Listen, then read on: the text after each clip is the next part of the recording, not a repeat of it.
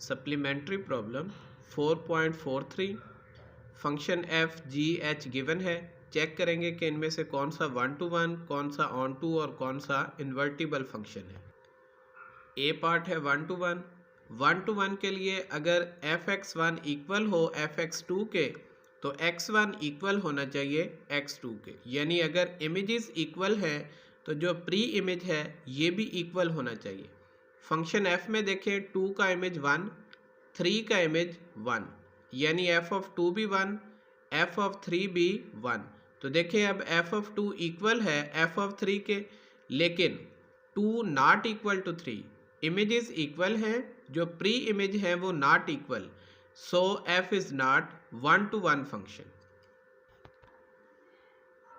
Second function G में देखें, ये देखें सेट सी के एलिमेंट है 1 2 3 4। इन तमाम एलिमेंट्स का जो इमेज है वो डिस्टिंक्ट है। देखिए 1 का इमेज 2 है यानी जी ऑफ 1 2, 2 का इमेज 4 यानी जी ऑफ 2 इक्वल टू 4, 3 का इमेज 1 जी ऑफ 3 इक्वल 1, 4 का image 3 g of 4 equal to 3। अब देखें जी ऑफ 1 2 है, जी ऑफ 2 4 है। अब जो 1 और 2 का इमेज है वो नॉट इक्वल है, यानी G of 1 not equal to G of 2। अब देखिए इमेजेस भी नॉट इक्वल और जो प्री इमेज है 1 2 वो भी नॉट इक्वल।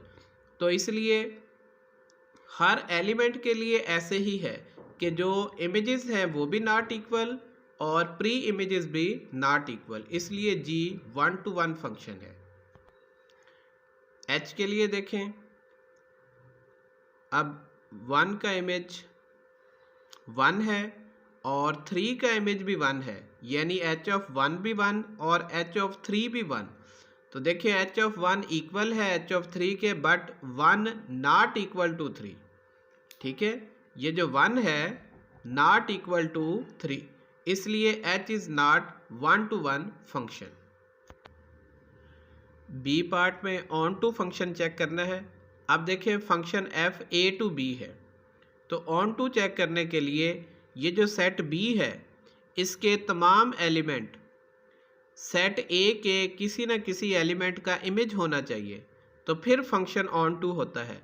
जबकि देखें फंक्शन एफ में ये सेट बी का एलिमेंट 3 ऐसा है जो सेट ए के किसी भी एलिमेंट का इमेज नहीं है। देखें तो इस वजह से ये जो फंक्शन एफ है नॉट ऑन टू फंक्शन।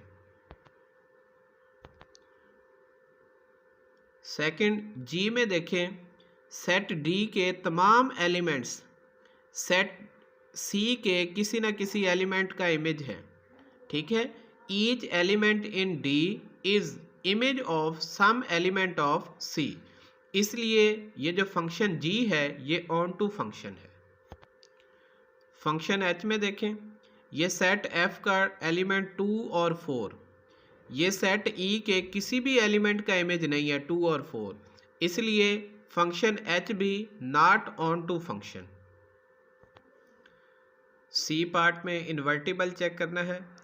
अगर कोई फंक्शन 1 1 और ऑन टू हो तो फिर वो इन्वर्टिबल होता है।